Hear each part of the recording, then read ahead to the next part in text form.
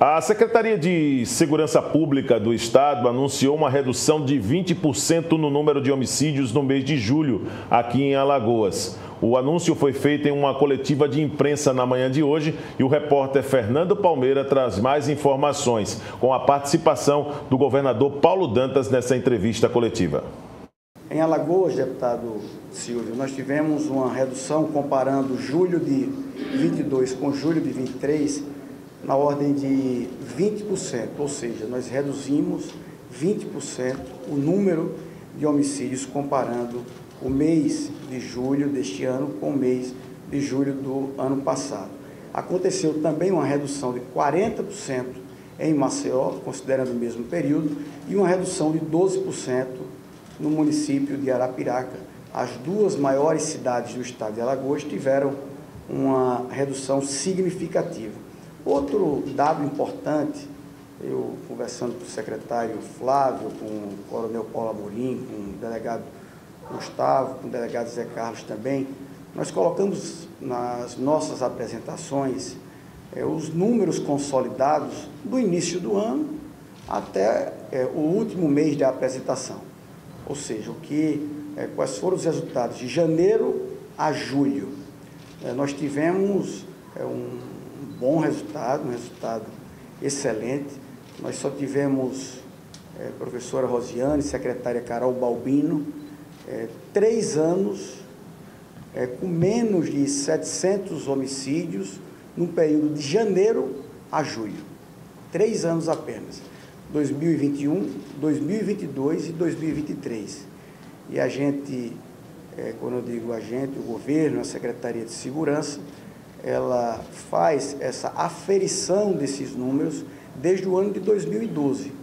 Então é uma alegria muito grande para nós estarmos à frente do governo no ano de 2022 e no ano de 2023, que apresenta os melhores resultados somados ao ano de 2021. Nós tivemos 689 homicídios de janeiro a julho, isso nos dando um dos melhores resultados entre todos os anos que a Secretaria de Segurança vem apresentando.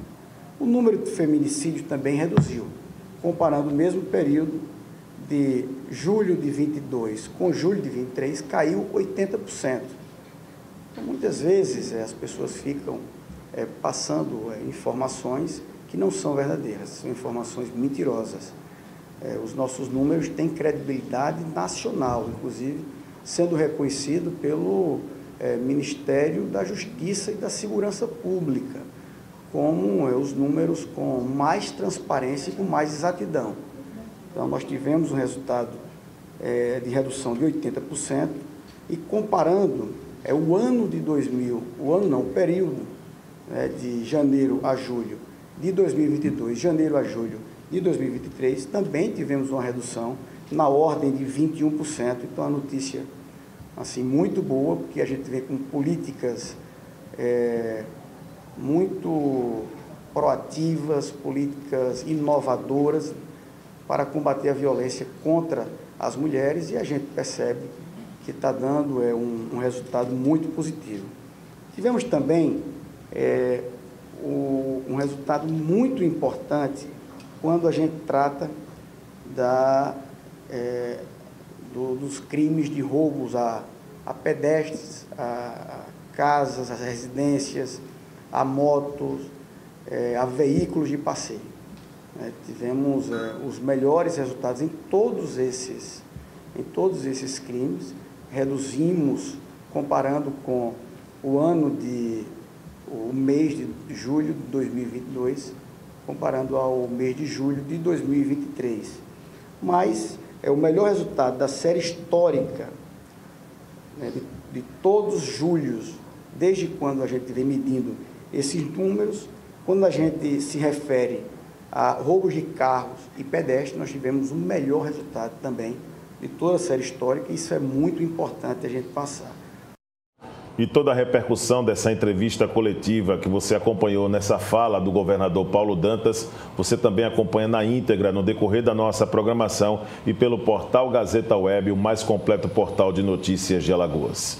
Toda terça-feira aqui no TV Mar News, seja com o Porlane ou com o Viderlan, nós temos sempre o prazer de receber aqui no estúdio, no Penal News, o advogado criminalista Bruno Calado, que utilizou para o tema dele na participação de hoje o segredo de justiça, o significado. Você sabia?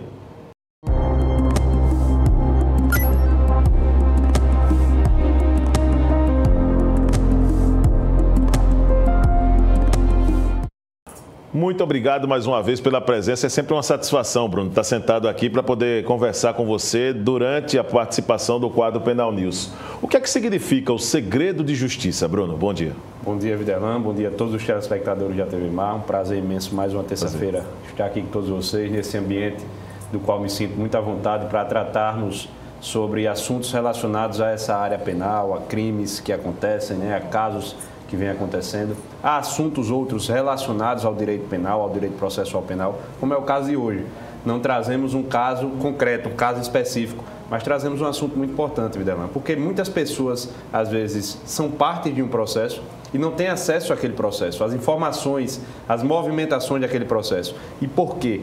E aí trazemos esse tema, o segredo de justiça, o sigilo processual. O que é que significa o segredo de justiça e o sigilo processual? O que significam?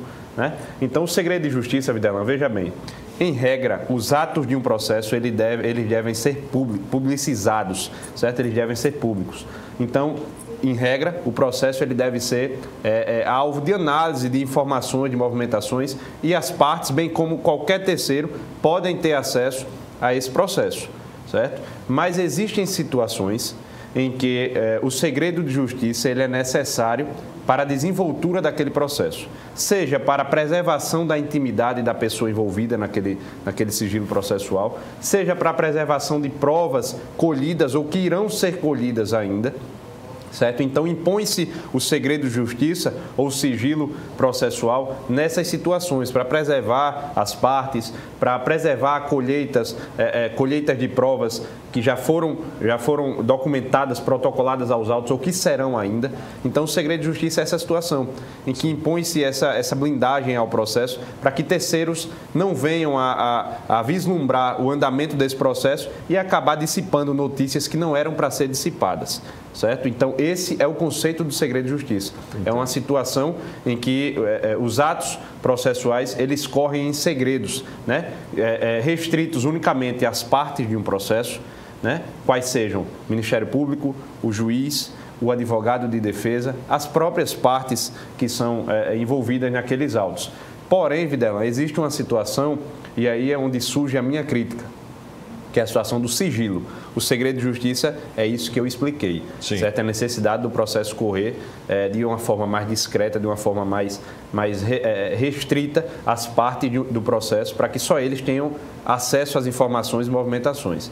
Mas existe também o sigilo, e aí o sigilo é onde mora a crítica, é quando somente o Ministério Público, o juiz e algum servidor destinado da justiça tem acesso ao processo. O advogado de defesa não tem as partes não têm, e aí é onde dificulta e onde nasce a crítica aqui deste advogado, e eu vou citar logo mais alguns casos exemplificativos para consubstanciar essa crítica sobre o sigilo de justiça. Agora, até que ponto é necessário e da forma que você enxerga como prejudicial, Bruno?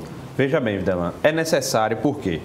Porque algumas situações, por exemplo, casos de violência doméstica, você não vai ver casos de violência doméstica sem o segredo de justiça, porque envolve uma intimidade familiar, e ali não há ainda um culpado ou uma culpada.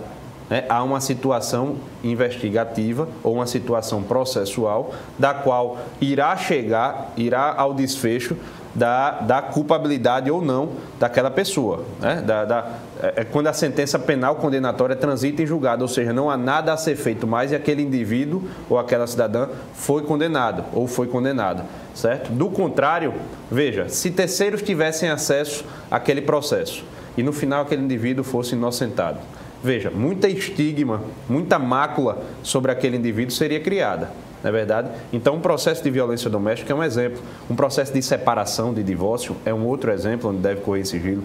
Um processo, muitas vezes, de sucessões, inventário, etc., também pode ser que corra em sigilo. E tantos outros processos na área criminal que investigam, por exemplo, essas operações que são deflagradas constantemente, muitas vezes o processo, muitas vezes não, todas as vezes o processo irá correr em segredo de justiça. Por quê? Porque haverão mandados de prisões a serem expedidos ainda no decorrer daquele processo.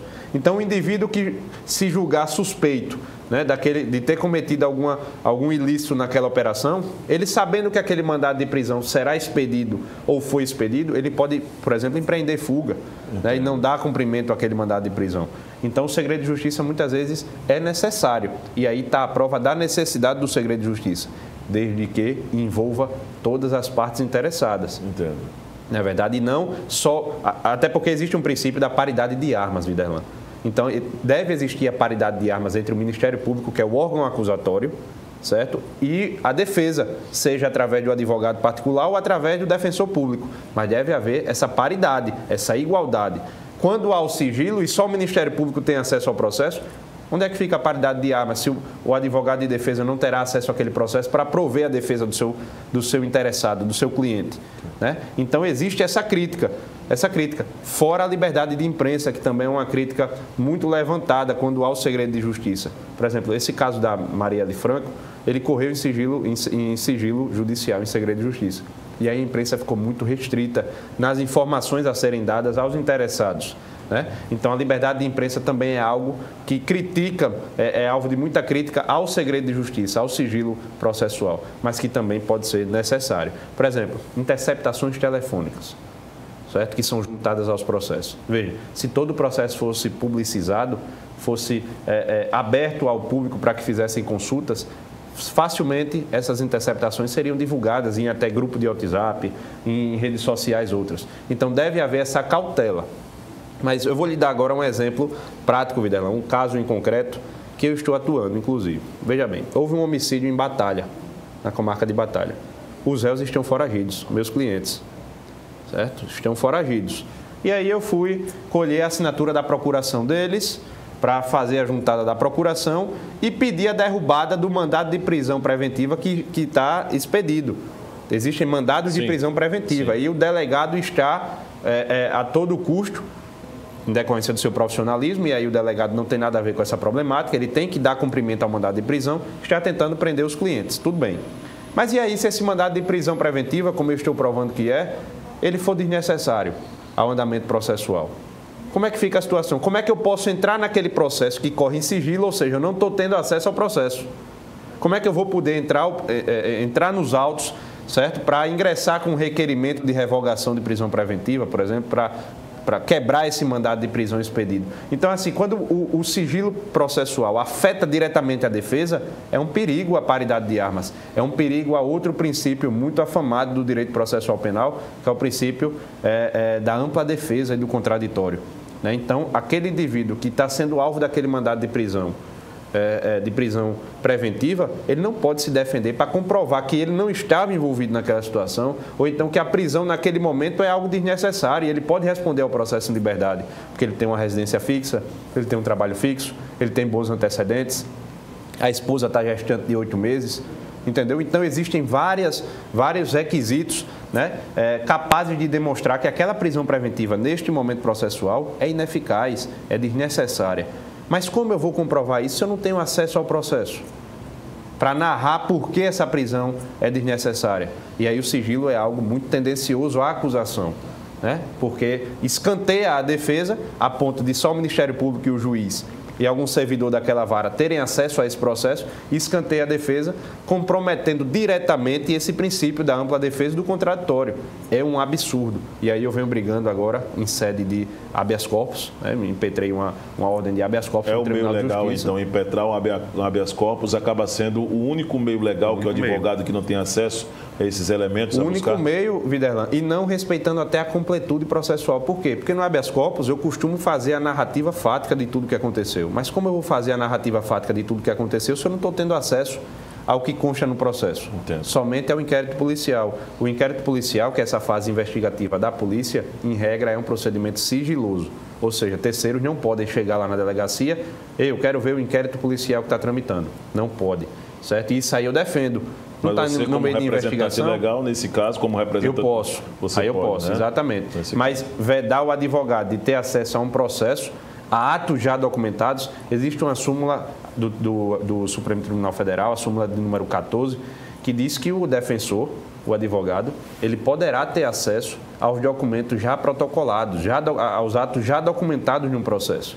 Né? Então, vedar o advogado a visualização desses atos já documentados é vedar, é ferir, é esfaquear o princípio do contraditório e da ampla defesa. Bruno, muito obrigado pela sua participação, trazendo um tema que é muito importante, segredo de justiça, e que muitos de nós da imprensa ficamos, às vezes, engessados realmente para passar algumas informações quando se tem operações, mas tecnicamente o Bruno explicou aqui vários assuntos. E desejo sorte, tá, nesse processo que você tem defendido, para poder também trazer para o seu cliente a lisura. Se for realmente culpado, que venha a cumprir a pena, mas se não for, que venha a ser inocentado. Volte na próxima terça-feira no Penal News, Bruno. Muito obrigado, Videlan. E eu trago esses casos em particular que eu faço a atuação, mas eu quero trazer aqui de uma forma genérica para que abranja a problemática aos demais defensores, aos demais advogados que passam também por essa mesma problemática, e aí eu invoco as autoridades para que combatam esse tipo de irregularidade, esse tipo de tendência, esse tipo de arbitrariedade nos processos. Por isso a importância de trazer com casos concretos, né, a ilustração dessas problemáticas. E aí eu agradeço muito, Videlan, o deslinde aqui desse programa e mando um abraço em todos os telespectadores da TV Mar.